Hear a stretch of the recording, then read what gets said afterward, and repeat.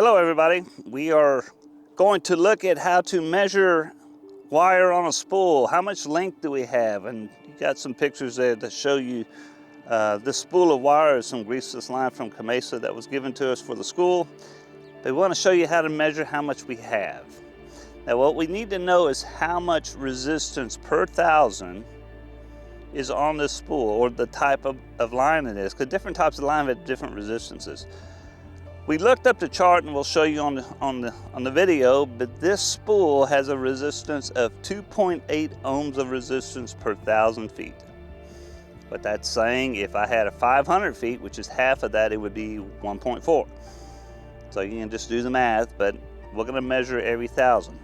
So what we're gonna do is take our blaster's meter, we're gonna put it on ohms, probably on the lowest resistance ohms, because we're not gonna be looking at a bunch of ohms.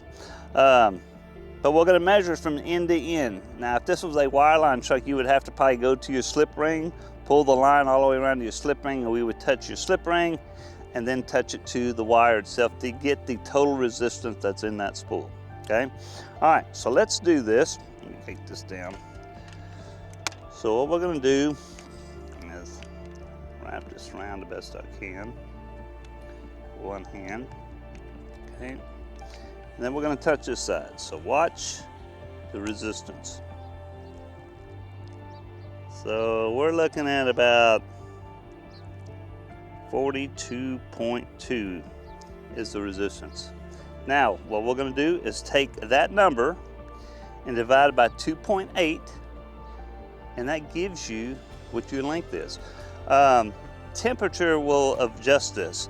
Will vary a little bit. Between 70 and 80 is pretty neutral, so the number is, you divide by 2.8 is pretty close. The hotter it gets, the higher the resistance. The colder it gets, the lower the resistance.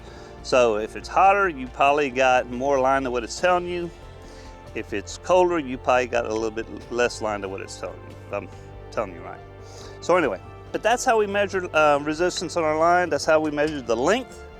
Another quick test just to show you, you can check to make sure we don't have any type of shorts. We're going to actually use a megger on this one. What we're going to do is making sure this conductor is not touching the ground. If it touches, that means we have a short.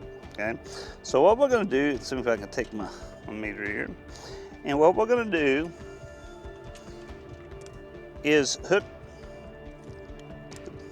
Yeah, let's go to the wire. We're going to go to the wire. We're trying to go from the insulator to the ground. If it'll make a contact, then we know we got a problem, okay? So we'll go ahead and stick this in here so I can get a good contact. All right, that looks good. Okay, turn our megger where it needs to be, and it's ready to roll. Now you're going to notice that it's going to charge up and then go back, okay? If this thing does what it's supposed to do. Charges up, and then it's going back. And it's basically going back to nothing. So it charged up the cable with about 1,200 volts. And if you don't release that voltage, it'll shock you. And I'll kind of give you an example. I'm going to go ahead and take this off. Okay.